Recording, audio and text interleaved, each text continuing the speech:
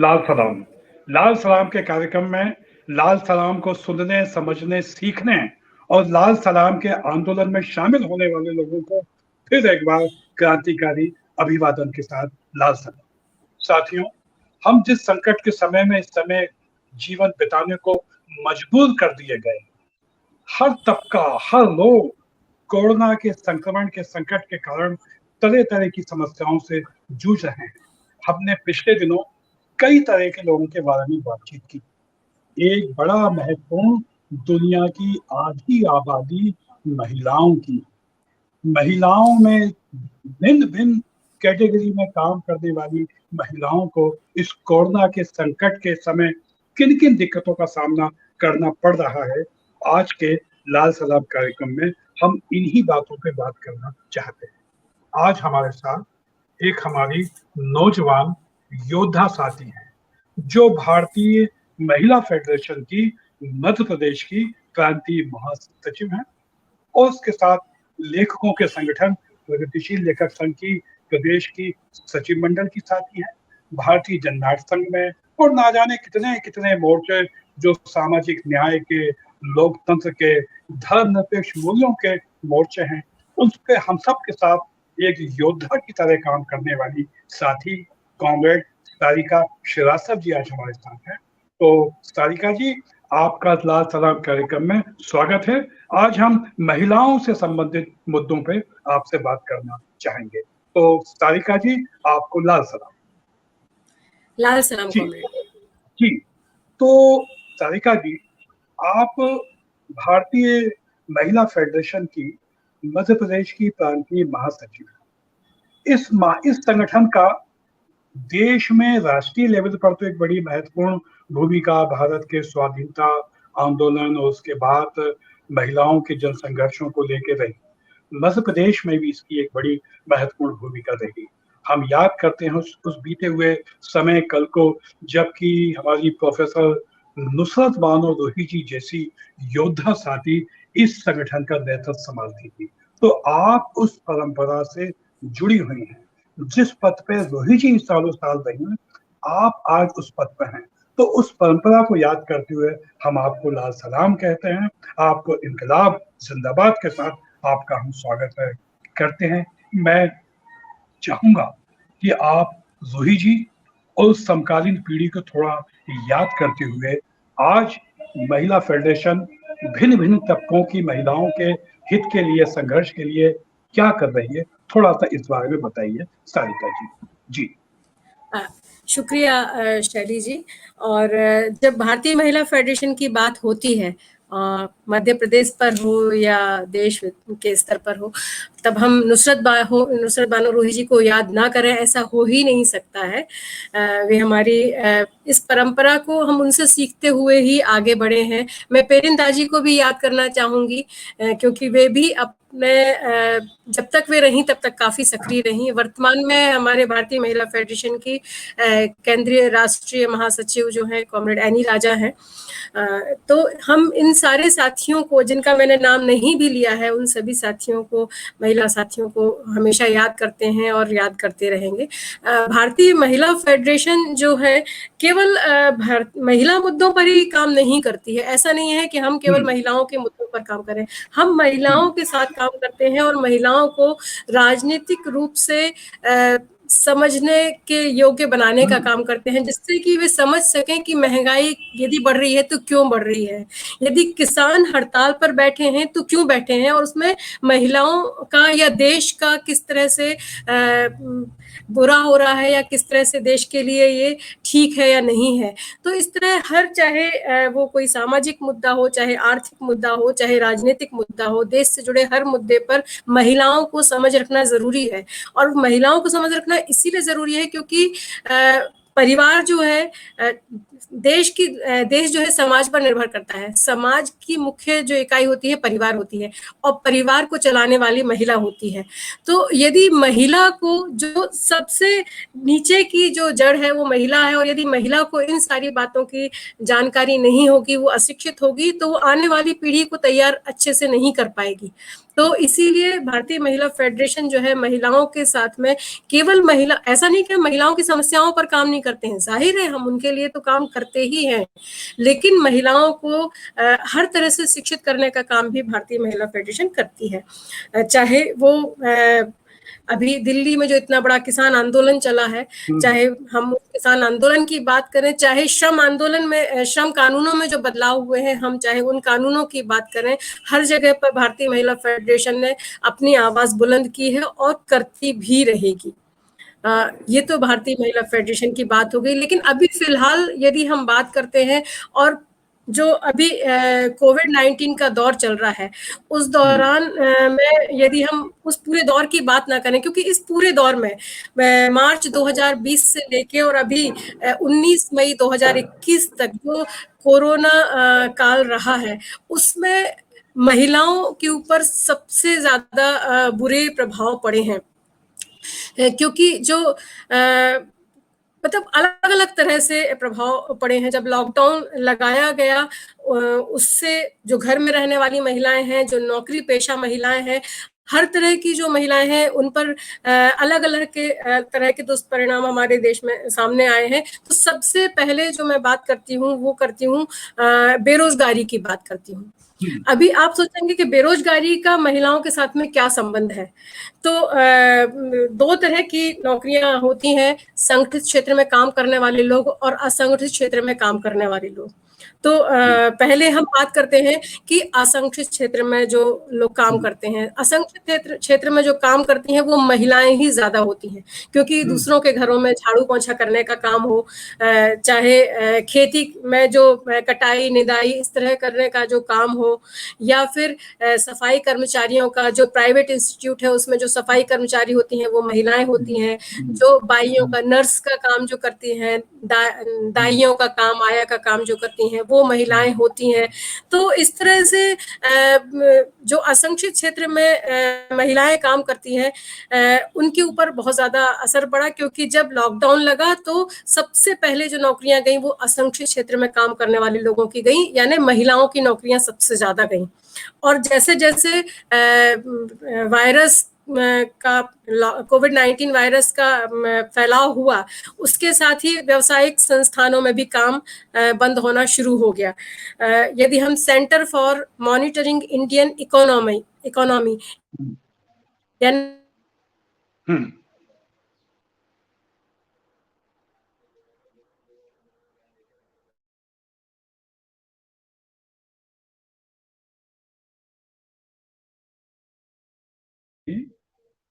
हाँ, तो आपने ठीक बात कही कि तरह-तरह के वर्गों की महिलाओं को कई-कई तरह के संकटों का सामना करना पड़ रहा है, और इस लॉकडाउन के कारण कितने उद्योग धंधे बंद हुए, तो प्राइवेट सेक्टर में काम करने वाली महिलाओं की दिक्कतें बढ़ती ही जा रही हैं।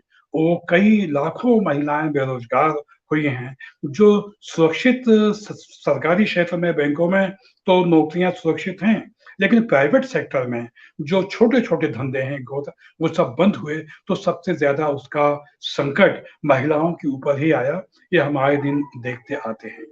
वो महिलाएँ जो घर-घर जाके झाड़ू-पोंछे का काम करती हैं, वो महिलाएँ जो फल बेचती हैं, सब्जी बेचती हैं, फुटकर किराना दुकान का काम करती हैं, और वो महिलाएँ जो फेरी भी लगाने का काम करती हैं, कितने उनके संकट हैं, उनकी कहीं कोई सुनवाई नहीं, ये हमने पिछले कई समय से देखा।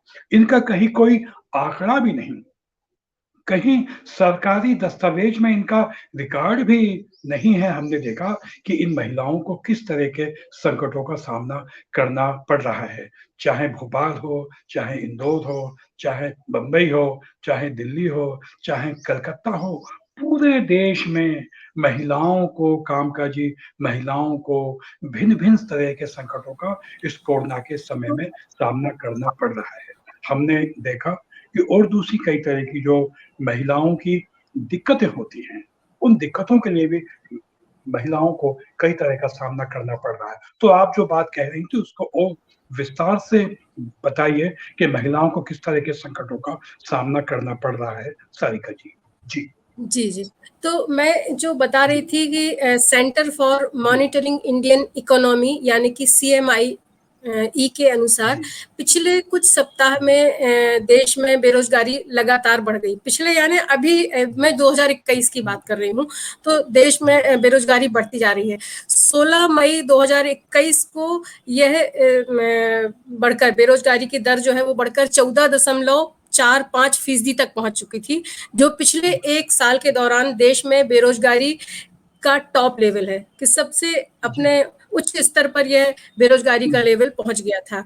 और इस जो बेरोजगारी का संकट है, इसका असर जो कामगार तबके में जो लोग काम करते हैं उसकी लैंगिक समानता पर पड़ना शुरू हो चुका है।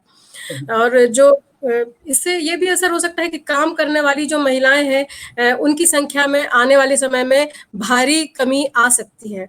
संयुक्त राष्ट्र संघ ने जो अपनी उनकी हालिया रिपोर्ट है उसमें ये बोला भी है कि इस महामारी इसका जो सबसे बुरा असर पड़ेगा वो है कि समाज में जो दशकों से हमने संघर्ष करके समाज में बराबरी का हर दर्जा हासिल करने की जो सीढ़ियां हम चढ़ गए हैं वो हम काफी नीचे उतर जाएंगे। यानी महिलाएं फिर से काफी नीचे आएंगी और संघर्ष को फिर से हमें करना होगा, तब हम जाके जो आज हमारी लॉकडाउन के पहले स्थिति थी उसको हम पा पाएंगे। साथ में संयुक्त राष्ट्र संघ की रिपोर्ट जो है वो यह भी कहती है कि इस महामारी के दौरान जो बिना पैसे में काम करने वाली काम है उसकी बहुत ज्यादा बढ़ोतरी हुई है, क्योंकि महिलाओं को घर में रहना पड़ा और घर में रहने के बाद उन्होंने अपने घर का काम भी किया, साथ में उसके अलावा उन्होंने जो सामाजिक क्षेत्र के कार्य हैं वो स्वाभाविक तौर पर महिलाओं ने बिना कोई पैसा लिए काम किया है। तो अनपेड वर्क जो है वो भी बहुत ज्यादा बढ़ा है। तो जो 70% महिलाएं असंगठित क्षेत्र में काम करती हैं उनके पास अपनी नौकरी को बचाए रखने का कोई विकल्प बचा ही नहीं। पिछले साल तक तो हम कह पा रहे थे कि शायद बचेगा, लेकिन इस बार के लॉकडाउन के बाद हमारे जो असंगठित क्षेत्र में काम करने वाली महिलाएं हैं उनके पास कोई विकल्प नहीं बचा। साथ ही भारत में गांव से आने वाली महिलाएं जो दिल्ली, मुंबई, लुधियाना, बेंगलुरु जैसे महानगरों में काम करती थी, प्रतिदिन के तनख्वाह पर या मासिक की तनख्वाह पर काम किया करती थी। तो इस तरह से जो महिलाएं काम करती हैं उनका कोई मासिक पंजीयन नहीं होता है, उनका कोई कानूनी करार या पंजीकरण नहीं होता है, और ये महिलाएं दूसरों के घरों में काम करती हैं, सफाई कर्मचारी होती हैं, उत्पादों की पैकेजिंग करती हैं, कपड़ों की सिलाई बुनाई, पापड़ बनाना या इस तरह के लघु उद्योगों के काम में अपना योगदान देती हैं। लेकिन इसके साथ ही एक बहुत बड़ा वर्ग होता है जो कि प्राइवेट छोटे स्कूल हैं, उसमें ये महिलाएं बहुत ही कम वेतन पर काम करती हैं, नर्सेज होती हैं, वार्ड गर्ल के रूप में भी ये काम करती हैं। तो ये वो वर्ग होता है जो कि बहुत कम पैसा बचा पाता है। और जब लॉकडाउन लगा तो इन्होंने कुछ समय तो अपना जो बचे हुए पैसे में कुछ वक्त तो गुजारा, लेकिन उसके बाद उन्हें समझ में आया कि ये लॉकडाउन खत्म नहीं होने वाला है, और इसका दुष्परिणाम हमने पिछले वर्ष जो लॉकडाउन लगा था उसमें शहरों से गांव की होते हुए पलायन में देखा। और इसी बीच अभी हम असंगठित क्षेत्र की बात कर रहे थे, लेकिन इसी बीच धीरे धीरे उन नौकरियों को खत्म होने की खबरें भी आने लगी जो संगठित क्षेत्रों में के तहत में आती थी, जैसे IT sector, startup, media, airlines, पर्यटन, एक्सपोर्ट इंडस्ट्रीज। तो ये वो क्षेत्र हैं, ये भी वो क्षेत्र हैं जहां पर महिलाओं का प्रतिनिधित्व पुरुषों की अपेक्षा ज्यादा है, और संकट का असर इस वर्ग की महिलाओं की नौकरियों पर भी दिखा। तो हाल में जो सर्वे हुआ उसमें ये समझ में आया कि कोविड लॉकडाउन के दौरान भारी संख्या में महिलाओं की नौकरियां गई हैं। तो ये तो बात हुई बेरोजगारी की। हम दूसरी बात करते हैं घरेलू हिंसा की। तो जो राष्ट्रीय महिला आयोग की जो रिपोर्ट आई है, मैं उस पर ध्यान चाहूंगी आपका और सभी सुनने वालों का भी, कि राष्ट्रीय महिला आयोग की जो रिपोर्ट आई है उनका कहना है कि पिछले 6 सालों में इस दौरान में सबसे ज्यादा घरेलू हिंसा के केस दर्ज हुए हैं। 2019 में घरेलू हिंसा के केवल 2960 मामले दर्ज हुए थे, लेकिन जनवरी से लेके 25 मार्च 2021 तक, ये मैं अभी 3 महीनों की बात कर रही हूँ, केवल इन 3 महीनों में 1463 शिकायतें दर्ज हुई हैं। ये मैं नहीं कह रही हूँ, राष्ट्रीय महिला आयोग के जो आंकड़े हैं, मैं उसमें से जानकारी हासिल करके आपको जानकारी दे रही हूँ। 2000 अप्रैल 2020 से अब तक महिलाओं के खिलाफ हिंसा के अपराधों की संख्या 25,886 हो चुकी है। तो कोरोना के कारण महिलाओं के खिलाफ होने वाली हिंसा में बढ़ोतरी हुई है, जिसमें 5,865 घरेलू हिंसा के केस हैं। और राष्ट्रीय महिला आयोग के अनुसार ही यदि बात करें तो 2019 में महिलाओं के खिलाफ हिंसा के 19,730 मामले दर्ज हुए थे और वर्ष 2020 में 23,722 हो गए। तो लॉकडाउन के 1 साल बाद 2000 हर महीने 2000 मामले दर्ज हो रहे हैं, जिसमें से 1/4 मामले जो हैं वो घरेलू हिंसा के हैं। जनवरी से मार्च 2021 तक मैंने आपको बताया ही है कि 1463 शिकायतें दर्ज हुई हैं, और ये तो वो आंकड़े हैं जो दर्ज हुए हैं, जो कि बहुत कम होते हैं। जी बिल्कुल, आप सही बोल रहे हैं कि इतने मामले, मतलब हमारे पास तो हम सारे जो भी लोग सामाजिक क्षेत्र में काम करते हैं उनके पास आप ये मान के चलिए कि रोज फोन आते हैं, और इतने फोन आते हैं कि मैडम हमारे यहाँ हमारे साथ ये प्रॉब्लम है, हमारी बेटी के साथ में ये परेशानी है, हमारी पड़ोस में ये प्रॉब्लम है। तो हर रोज मारपीट से लेके और घर से बाहर निकालने तक के तमाम केस होते हैं, जो कि दर्ज होते ही नहीं हैं। तो इस तरह से घरेलू हिंसा की जो जुड़ी शिकायतें हैं, इस लॉकडाउन के पीरियड में ऐसा लगता है जैसे उनकी बाढ़ आ गई है लगातार उन महिलाओं को, क्योंकि पहले महिलाओं का समय घर से बाहर अपने कामों में गुजरता था। अभी क्या हो गया है कि महिलाएं भी घर में हैं, पुरुष भी घर में हैं, और उससे जो आपसी तालमेल उनके बीच में नहीं था वो बढ़ गया है। और वैसे घरेलू हिंसा बढ़ने के बहुत सारे कारण हैं। आर्थिक असुरक्षा है, तनाव का बढ़ता स्तर है, घबराहट, वित्तीय चिंता जो परिवार के साथ में है, परिवार के लिए है, वो तो है ही। और उसके अलावा जो पूंजीवाद ने पहले से ही बनाया हुआ है पुरुष और महिला के बीच में एक जो खाई बना दी है कि सस्ता लेबर जो उनको मिलेगा वो महिलाएं और बच्चे हैं, तो पुरुष को उन्होंने पहले ही नकार दिया। तो वो एक खाई उन्होंने अलग बना दी। ये महिला पुरुष की वैसी लड़ाई नहीं है कि महिला काम करेगी घर का, पुरुष मैं उस की बात बिल्कुल नहीं कर रही हूँ।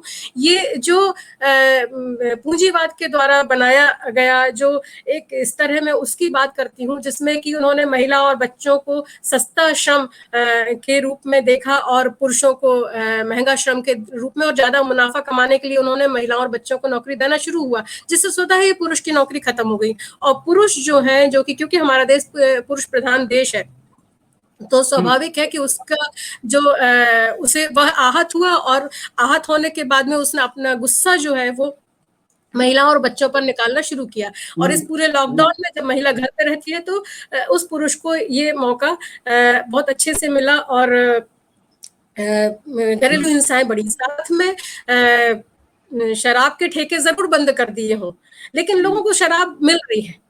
तो ये भी है कि केवल बंद कह देने से कि बंद कर दिया है, कागजों पे बंद कर दिया है, लेकिन थोड़ा महंगे कालाबाजारी के तौर पर मिल रही है, लेकिन शराब तो मिल रही है। एक वो भी बड़ा कारण है। अब तीसरी बात मैं जो कहना चाह रही हूँ वो मैं कहना चाह रही हूँ महिला अपराध, घरेलू हिंसा की तो एक बात हो गई, लेकिन कितनी अलग बात है, कितनी आश्चर्यजनक वाली बात है कि इस कोरोना लॉकडाउन में बलात्कार की घटनाएं भी हो रही हैं, यौनिक हिंसा की घटनाएं भी महिलाओं के साथ में हो रही हैं, जबकि ये बीमारी संक्रमण फैलाने वाली बीमारी है। उसके बावजूद भी अभी कुछ दिनों पहले ही इंदौर में, पिछले साल भी हुआ था कि जब लॉकडाउन लगा था, एक लड़की अपने भाई के साथ में पेट्रोल भरवाने जा रही थी, उसको कुछ युवकों ने घेर लिया और उसके साथ बलात्कार किया। इंदौर की घटना है। अभी कुछ दिन पहले इंदौर में जो अस्पताल में कोरोना पीड़ित युवती थी उसके साथ में बलात्कार हुआ। ग्वालियर में भी ऐसी घटना सामने आई, और बिल्कुल अभी की ही बात है, कुछ 4-5 दिन पहले की बात है, भोपाल में हुआ। और बिहार में जिस लड़की के साथ में बलात्कार हुआ और उसको पुलिस ने कोई संज्ञान में नहीं लिया, अभी कल उस लड़की की मौत हो गई। तो ये समझ में नहीं आता है कि ये किस तरह का सामाजिक ढांचा है कि जिसमें महिला को आप केवल आपने सही और मुझे लगता है कि ये जो ये जो है ये पूंजी जी, इस ढांचे की अपनी विसंगतियां हैं, ये जो पितृसत्तात्मक समाज की जो विसंगतियां, दुष्परिणाम हमारे सामने हैं। ये जो कोरोना के संकट के समय सारिका जी आपने देखा कि छोटी बच्चियां जो स्कूल जाती थी, जाहिर है शैक्षणिक संस्थाएं बंद हैं, ऑनलाइन कक्षाएं चल रही हैं, लेकिन इस ऑनलाइन कक्षाओं में जो गरीब तबके की जो बच्चियां हैं वो तो इस शिक्षा से वंचित हो गई। एक तो ग्रामीण क्षेत्रों में नेट और दूसरी फैसिलिटी नहीं है, बिजली होती नहीं है, ऑनलाइन के लिए उतनी टेक्निकल डेवलपमेंट नहीं है, उतने समझदार शिक्षक भी नहीं हैं। तो ये जो संक्रमण के समय बच्चियों की शिक्षा जिस तरह से बाधित हुई है, उनका 1 साल 1.5 साल खराब हो गया। आप इसको किस तरह से देखती हैं? जी। जी। पहली चीज़ तो मैं ये बताऊँगी कि हाँ, बेशक ये जो 1.5 साल है, जी। यह बच्चियों की शिक्षा के लिए बहुत बुरा है। अकेली बच्चियों के लिए नहीं, सारे बच्चों की शिक्षा के लिए ये हाँ। जो कोरोना लॉकडाउन के बाद का कोरोना कोविड-19 के बाद का पूरा जो दौर है, वह बच्चों की शिक्षा के लिए बहुत बुरा है। जी, लेकिन जी। जहाँ तक लड़कियों की शिक्षा की यदि हम बात करते हैं, तो जब हम ज़मीनी स्तर पर जब हम लोगों ने काम करना शुरू किया और पाया कि जो बस्ती के जो जिनकी आर्थिक कंडीशन बहुत खराब है, उन परिवार के लोगों में जो पुरुष जो बच्चा होता है, जो लड़का होता है, उसे तो वे प्राइवेट स्कूल में पढ़ाते हैं, चाहे वो छोटा-सा प्राइवेट स्कूल ही क्यों ना हो। और जो लड़कियाँ हैं, उनको वो सरकारी स्कूलों में भेजते हैं। और इसीलिए तब हमने पाया कि जो बस्ती के क्षेत्र है, वहाँ पर जो सरकारी स्कूल हैं, वो लड़कियों के सरकारी स्कूल ज़्यादा हैं। और जब ये पता किया कि लड़कियों के सरकारी स्कूल ज़्यादा क्यों हैं, तो ये कारण हमको पता चला कि लड़कियों को वो सरकारी स्कूल में पढ़ाते हैं। और सरकारी स्कूल में भी जिस तरह से हर एक निजी क्षेत्र को हर एक सरकारी संस्थान को का निजीकरण किया जा रहा है, उसमें शिक्षा का जो क्षेत्र है उसे तो किया ही जा रहा है। तो उसमें एक नियम है कि 50 बच्चों के 50 विद्यार्थियों के ऊपर एक शिक्षक रहेगा। अब 50 विद्यार्थी में मान लो 10 विद्यार्थी जो हैं वो 8वीं के हैं और 10 विद्यार्थी जो हैं वो 6वीं के हैं और बाकी कुछ 7वीं के विद्यार्थी हैं, तो उन सारे अलग-अलग कक्षाओं के विद्यार्थियों को केवल एक टीचर पढ़ाएगा और उस एक शिक्षक की ड्यूटी भी वो अलग-अलग जगहों पर लगा देते हैं। तो कई बार ऐसा अच्छा भत्ते की जो सेवाएं हैं वो खत्म कर दी गई हैं। तो कई बार ऐसा होता है कि बच्चियां खुद आती हैं, स्कूल खोलती हैं और स्कूल में जाके झाड़ू पोंछा करती हैं, बैठती हैं, जब खाना आता है खाना खाती हैं और स्कूल में रहती हैं और टीचर तो रहती ही नहीं। तो उसमें टीचर की गलती नहीं है। टीचर की तो ड्यूटी लगाई गई है, सिस्टम की भत्ते रहता ही नहीं है। सिस्टम की गलती है, बिल्कुल। तो ये सिस्टम तो पहले से ही बिगाड़ दिया गया है और रही सही कसर जो है इस पूरे कोरोना काल ने पूरी कर दी। जब हम बात करते हैं कि ऑनलाइन शिक्षा की, घर में एक मान लो एक जो नर्स है, जो एक निजी अस्पताल में जाके नर्सिंग का छोटा-मोटा काम करती है, उस नर्स की बात करें, तो वो जो नर्स है उसके घर में एक ही एंड्रॉयड मोबाइल है और उसके 2 बच्चे, तो वो किसको देगी पढ़ने के लिए? मोबाइल से करना है, ऑनलाइन शिक्षा करना है, कंप्यूटर उनके यहाँ पर है नहीं है, तो वो किस बच्चे को देगी कि आप अपनी पढ़ाई कर लीजिए। दूसरी चीज़ ये है कि आप मोबाइल से कितना क्या पढ़ा सकते हैं।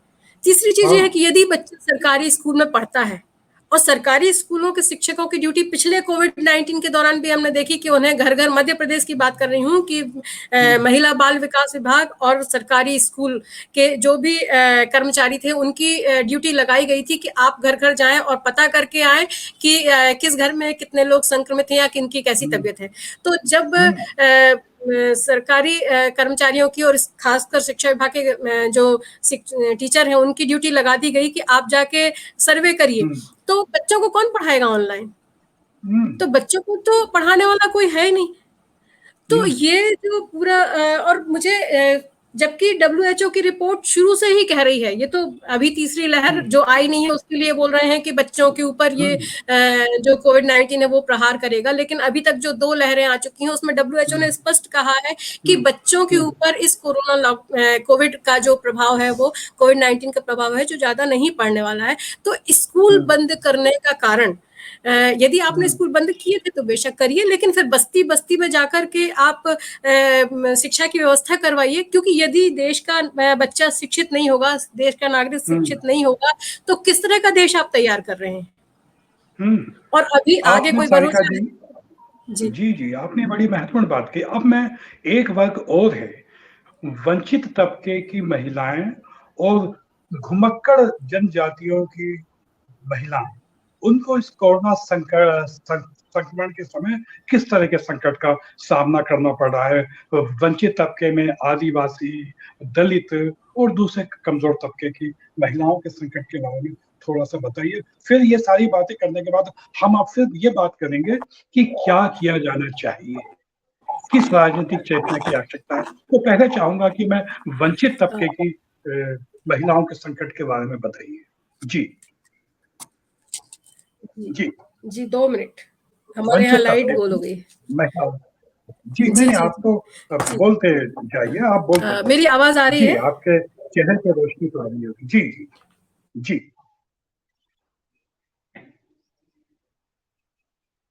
हाँ, तो सारिका जी, आपने बहुत महत्वपूर्ण बातें अभी जानकारियाँ दी कि इस कोरोना के संक्रमण के समय किस-किस तरह से कई-कई तबके की बच्चियों को, महिलाओं को और दूसरे क्षेत्रों में काम करने वाली लोगों की महिलाओं को संकट का सामना करना पड़ रहा है। हमने देखा वंचित तबके की जो महिलाएँ हैं, उनके तो दोहरा संकट उन पे पड़ता जा रहा है। अल्पसंख्यक तबके की और ख़ासतौर पर मुस्लिम कमज़ोर तबके की जो महिलाएँ हैं, हमने उनके संकटों को देखा। दुःख की बात तो ये है कि अपनी त्रासदी कह ही नहीं सकते, कहाँ जाएँ, किससे कहें, किसको दर्ज करवाएँ, कौन सुनने वाला हो? तो थोड़ा-सा इस बारे में बताइए, वंचित तबके की महिलाएँ और अल्पसंख्यक ख़ासतौर पर मुस्लिम परिवारों की महिलाओं के बारे में। सारिका जी। जी। जी, बिल्कुल।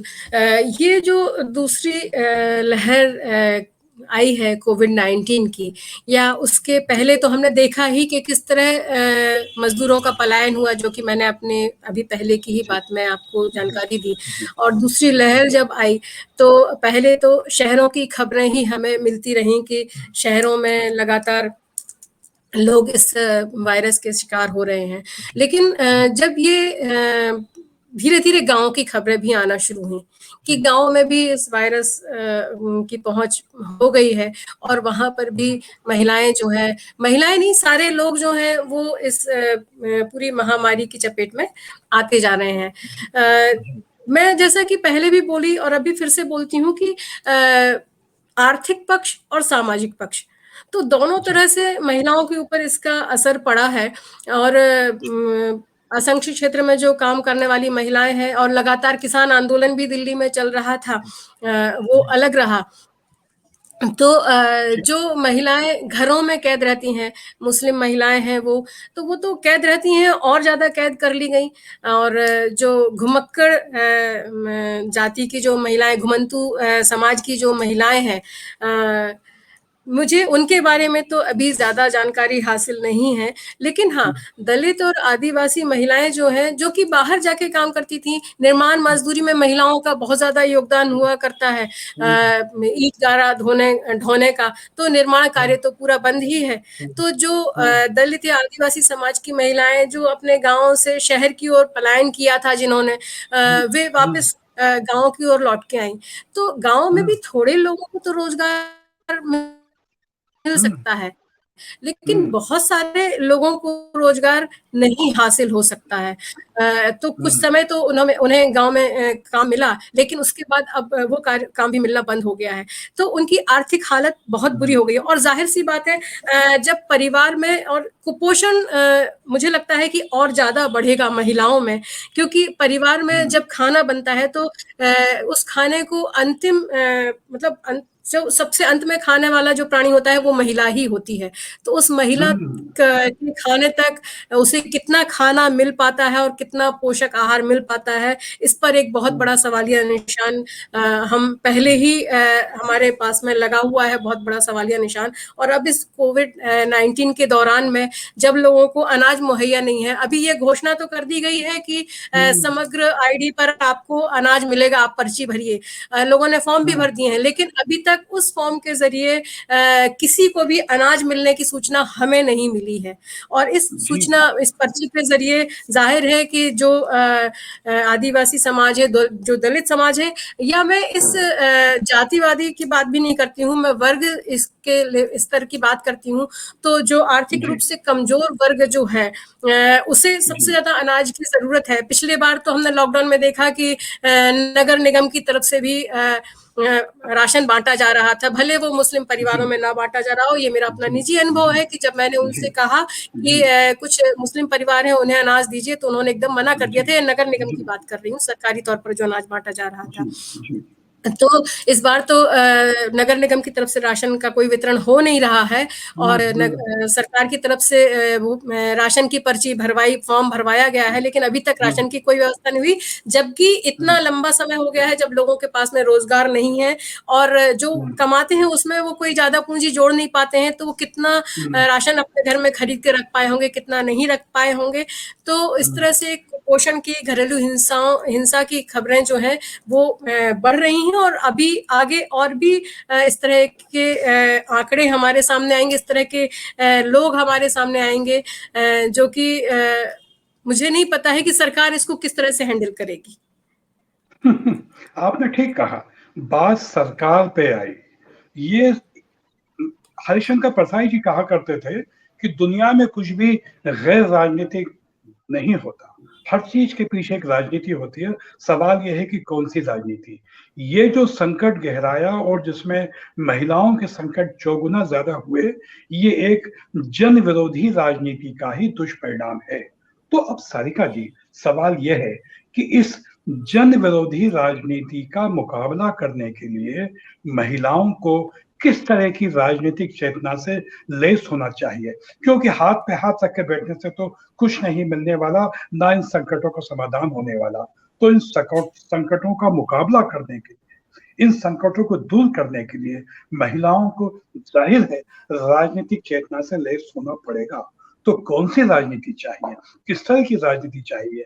मैं समझता हूं अब इस कार्यक्रम का समय समाप्ति पर है, कम समय है, आप थोड़ा संक्षेप में इस बारे में बताइए कि महिलाओं को किस तरह की वर्ग चेतना और किस तरह की राजनीति चाहिए। जी सारिका जी। जाहिर सी बात है कि ऐसी वर्ग चेतना हो या ऐसी बातें हो जो कि सबके लिए, सबके हित में बात करें, ऐसे विचार लोगों के सामने, लोगों के बीच में जाना चाहिए। कम से कम अभी इस पूरे पीरियड में लोगों को समझ में आया भी होगा कि किस तरह से जनता जो है उसको बिल्कुल परे ढकेल दिया गया, और उसकी तरफ कोई ध्यान भी नहीं दिया जा रहा है। मैं थोड़ा अलग सही लेकिन जिक्र जरूर करना चाहूंगी कि जिस तरह से गंगा में लगातार हम अभी सुन रहे हैं कि गंगा में जो शव जो है वो बिल्कुल बड़ी ही शर्मनाक बात है और दुखी कर देने वाली बात है कि किस तरह का देश है ये। और मैं एक महिला होने के नाते, एक इंसान होने के नाते बहुत आहत और दुखी भी महसूस करती हूँ। तो इस देश में जहां पर कि लोगों को मरने के लिए छोड़ दिया गया है, हमें आपकी परवाह ही नहीं है, और हमारा जो देश का नेता है इस बारे में एक सहानुभूति का शब्द भी नहीं बोल रहा है, और मुझे समझ में नहीं आता कि ये कैसे लोग हैं जिनके मन में इंसानियत नहीं है। तो यह बात लोगों को समझ में भी आई है कि किस तरह का देश है और किस तरह की विचारधारा है। और बिल्कुल लोग चाहेंगे, और खासकर महिलाएं तो चाहेंगी ही, कि एक ऐसा समाज बने जिसमें कि इंसान को कम से कम इंसान तो समझा जाए। महिला और पुरुष दो, या महिला पुरुष और एक तीसरा लिंग अलग अलग तो ना बांटा जाए, कम से कम इंसान को इंसान समझा जाए। और यदि इस लोकतंत्र की ही बात करते हैं तो वो काम तो हम भारतीय महिला फेडरेशन, जबकि मैंने शुरू में बताया कि हमारा तो उद्देश्य ही है कि महिलाओं को राजनीतिक रूप से मजबूत करना, जिससे कि वो देश के राजनीति के, आर्थिक नीति के हर एक दांव पैच को समझ पाए और आगे बढ़ पाए और विरोध भी दर्ज कर पाए कि यदि कहीं गलत होता है तो, क्योंकि मैं हमेशा कहती हूँ कि जो महंगाई बढ़ती है तो महंगाई बढ़ने का सबसे पहला असर महिला की थाली पर मिलने वाली दाल रोटी पर पड़ता है। तो हम महिलाएं जो हैं वो ऐसा समाज चाहेंगी जो कि सबके लिए, सबके हित में काम करने वाला समाज हो, जो कि ऐसा, कम से कम ऐसा समाज तो ना हो कि जो श्रम कानूनों में जब बदलाव करे तो वो श्रमिकों के लिए छोड़कर और जो मालिक हैं उनके हित में बदलाव करे। कम से कम ऐसा समाज तो ना हो, कम से कम ऐसा समाज तो ना हो जो कि खाने वाले हैं उनके लिए छोड़कर और जो बड़े बड़े कंपनी है उनके हित में किसान कानूनों को रखे। कम से कम ऐसा समाज तो ना बने, कम से कम ऐसा समाज तो ना बने जो कि महिलाओं की व्यक्तिगत बातों को, कि हम किससे शादी करना चाहती हैं, किससे शादी नहीं करना चाहती हैं, हम क्या किस तरह हमारे व्यक्तित्व को ना आके हमारी यौनिकता से हमको पहचाना जाए। कम से कम ऐसा समाज तो ना बने। तो मैं सोचती हूँ कि जो महिलाएं हैं वो भी इसी तरह से सोचती हैं, समझती हैं, भले वो ना कहती हूँ या उन्हें कहने का मौका ना मिलता हो, लेकिन उनकी सोच जो है, उनकी समझ जो है, या जो अपनी आने वाली पीढ़ी है, चाहे वो बेटी हो या बेटा हो, उसको भी वो उसी सोच के साथ में तैयार करना चाहती हैं, सिखाना चाहती हैं कि एक अच्छा इंसान तो कम से कम बनो। तो इस तरह का एक राजनीतिक, सामाजिक और आर्थिक इस पूरे देश की, और भारतीय महिला फेडरेशन भी उसके लिए पूरी तरह से प्रयास कर रहा है और आगे भी करता रहेगा। शुक्रिया। आपने बड़ी महत्वपूर्ण बात कही सारिका जी, जो हम लोग चाहते भी, हम सब की कोशिश है कि राजनीतिक चेतना के बिना कुछ भी संभव नहीं है। ये एक राजनीतिक संघर्ष भी है तमाम तरह के संकटों का मुकाबला करने के लिए, और कोरोना का जो संकट है वो एकांकी संकट नहीं है, वो इस पूंजीवादी, बुर्जुआ, फासीवादी सत्ता के दुष्परिणामों से पैदा हुआ संकट भी है। हमको इस तरह से व्यापक रूप से देखना चाहिए, और ये लड़ाई एकांकी नहीं हो सकती, इसको व्यापक मोर्चे पे बड़ा मोर्चा बना के लड़ने की आवश्यकता है। तो आज सारिका जी, आपसे इस कोरोना संक्रमण के संकट के समय महिलाओं के संकटों को लेके बड़ी महत्वपूर्ण बातचीत हुई। आपने जो बताया वो इस हमारे समय के त्रासदी का दस्तावेज है। अब सवाल यह है कि इसका प्रतिरोध हम लोग कर रहे हैं, लेकिन इस प्रतिरोध को, इस संघर्ष को और व्यापक करने की आवश्यकता है। आज के इस लाल सलाम कार्यक्रम के माध्यम से इस संघर्ष को व्यापक करने में एक महत्वपूर्ण भूमिका हो सकेगी, सहयोग मिल सकेगा, क्योंकि लाल सलाम कार्यक्रम भी एक आंदोलन है। और इस आंदोलन के तहत ही हम हमारे समय के संकटों, समस्याओं और आंदोलन की बात करते हैं। तो सारिका जी, आपको बहुत बहुत शुक्रिया। लाल सलाम, क्रांतिकारी अभिवादन, और लाल सलाम को सुनने, समझने, सीखने और इस आंदोलन में शामिल होने वाले सभी साथियों को लाल सलाम, इनकलाब जिंदाबाद। सारिका श्रीवास्तव जी, आपको लाल सलाम। जी शुक्रिया।